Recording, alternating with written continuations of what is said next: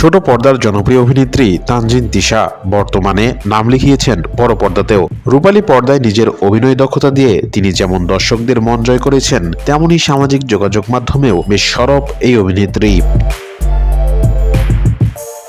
সম্প্রতি রাজধানীর একটি 5 তারকা হোটেলে তৌসিফ মাহবুব ও তানজিন তিশাকে একসঙ্গে ফটোশুট করতে দেখা গেছে।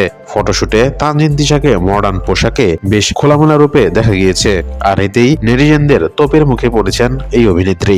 অনেকেই তার এই খোলামেলা রূপ দেখে তীব্র সমালোচনা করেছেন। তবে সমালোচনার পাশাপাশি তিশার মডার্ন লুক বেশ নজর কেড়েছে ভক্তদের। মূলত দেশের অন্যতম শীর্ষস্থানীয় একটি ফুটওয়্যার ব্র্যান্ডের শুভেচ্ছাদূত হতেই একসঙ্গে হয়েছিলেন তৌসিফ মাহবুব ও তানজিন তিশা। ওই আয়োজনেই তিশা এমন বোল্ড লুকে ধরা দিয়েছেন, আর এতেই নানা নেতিবাচক মন্তব্যের পাশাপাশি প্রশংসা কুড়িয়েছেন এই অভিনেত্রী। এদিকে তানজিন তিশা ব্যস্ত রয়েছেন সোলজার সিনেমার শুটিং নিয়ে। এই সিনেমার মাধ্যমে বড় পর্দায় অভিষেক হচ্ছে তার। এতে তিনি নায়ক হিসেবে পেয়েছেন ঢাকাই সিনেমার শীর্ষ তারকা শাকিব খানকে।